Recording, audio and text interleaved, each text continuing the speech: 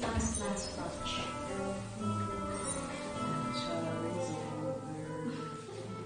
The workshop that we did in the IRIS project was taking us through 4 different modules over 4 afternoons.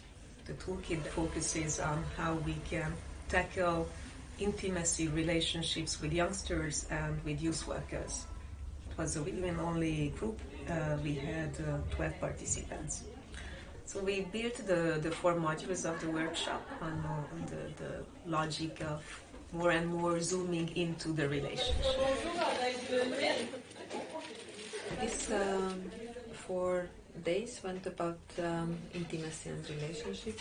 So it was also very important to feel that the group is really safe, even though it's not therapy, it's a training setting, and also to be aware of our boundaries and to take care of our own emotions.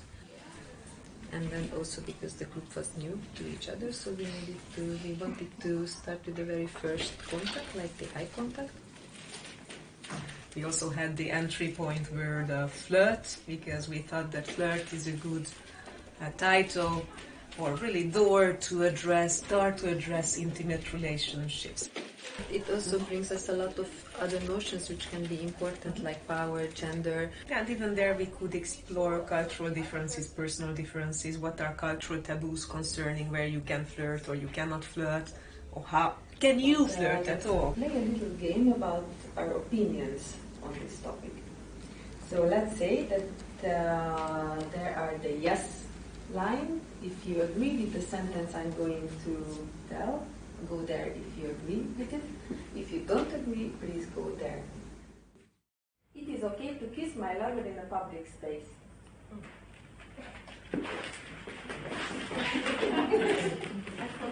What kind of public space do you have in mind? It's also very important that we wanted to go further, not just talking about those topics. We let also participants ourselves to feel it and to go through the body sensations. And so we had a sequence of, say, theater or non-verbal exercises to illustrate how this first contact happens. We use these experiential activities, the non-verbal activities, to later on focus the attention on what are the body parts which participate in flirting, which participate in sexuality. We devoted the whole day on exploring our boundary, all the ways how we can communicate about yeses and nos in different ways, also with words, without words, and combining our body gestures and words together. Kiss the shoulder. Faire un bisou sur l'épaule. So after exploring the first contact, we started to focus on relationship. And then we wanted to experiment a little bit mapping of flirts. Yeah, we were very curious about the idea of the romantic love and romantic relationship. The first task was to tackle the representations about this romantic love.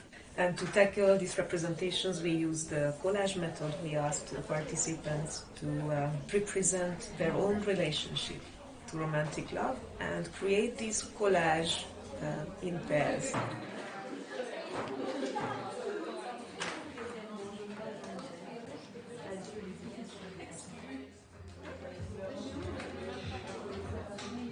Person have to like the same thing like us, like politique. There is this real need to be in couple because society wants us to be in couple, and we do not know which couple we want. So it's like just weirdness and.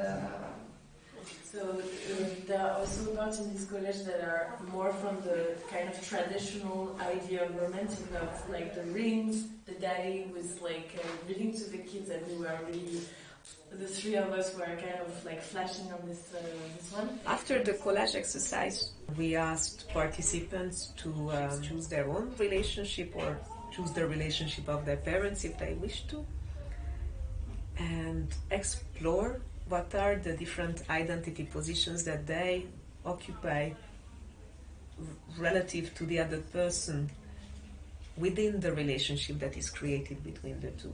Me. Here are 5 identity positions. The cat, so you can cuddle. The person who takes care of the other, the carer. And we asked participants to make those drawings.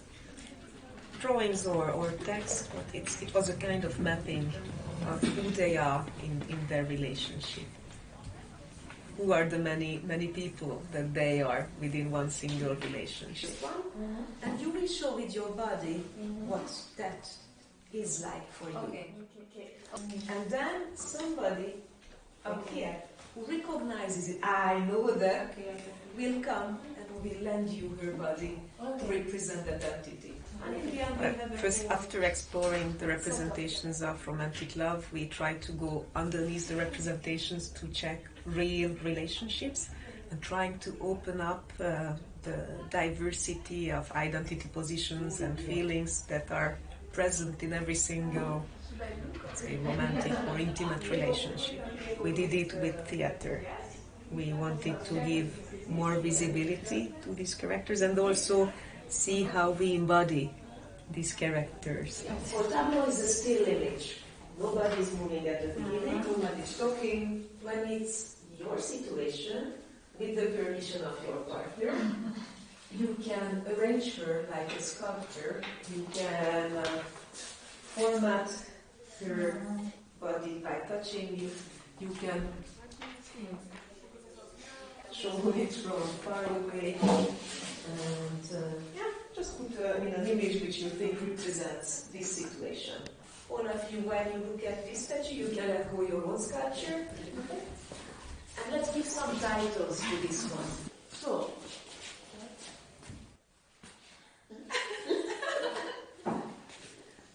and you, where are you in this image? Where are you with her? Where to, pour elle? Non, j'ai juste pensé à ça. I just Okay. prefer this one. Okay, she represents your emotion. Yeah. Okay, fine. Can you give a title to this emotion? What do you see here?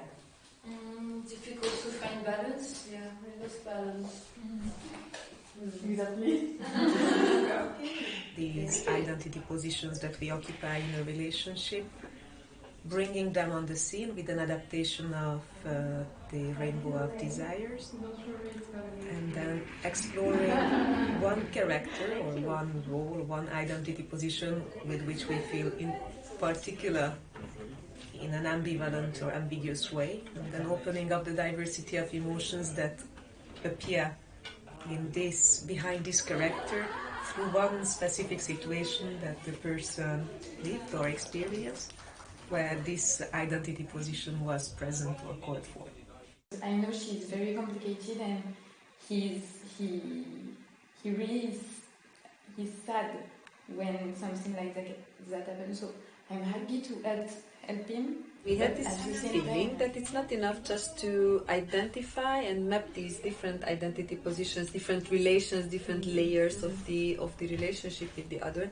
If something goes wrong in the relationship or something is more of a conflict with my partner, it can be because of the conflict of these relational elements, and we don't really know where the problem is. Yeah, we are going to find an ideal situation, and then she feels less oppressed.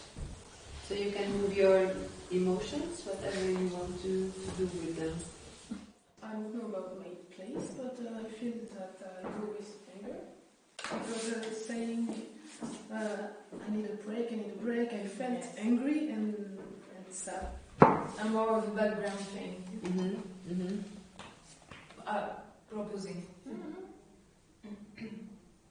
And I'm so superhero too. The situation. Okay, thank you for the emotions. An open question, how it really helps us to get access to something that we usually don't access in a real life situation, and even in a therapy or when we are just talking, or what kind of method, the how is very important, and how can we use it as a tool of empowerment. It's also important for me as facilitator to be sensitive enough about this fact that we are we are all vulnerable a little bit, but in a good way. So to feel comfortable to work on the edges all the time, because the intimacy somewhere happens on the boundary. I never have a visual representation of my emotions, and they are here.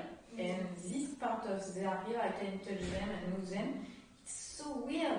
It's really weird to see the decomposition of the emotion and it's hard to see them saying the word, and I still don't know really why now. It's all blurry in my brain. And I think the part that is hard too is because they are not dolls. It's like I know them and they are people, and maybe if I was just with you and mannequins, it's less hard. Also, if you would say that it's confusing that you needed to give sentence to these emotions and it was weird and no, whatever, but finally it looked that you could talk about your emotions in a way that it was not so. Sometimes it's so difficult to say at the same time, I love you, but I really feel irritated. I think something I've learned is when you put words on things and situations, you cannot deny it.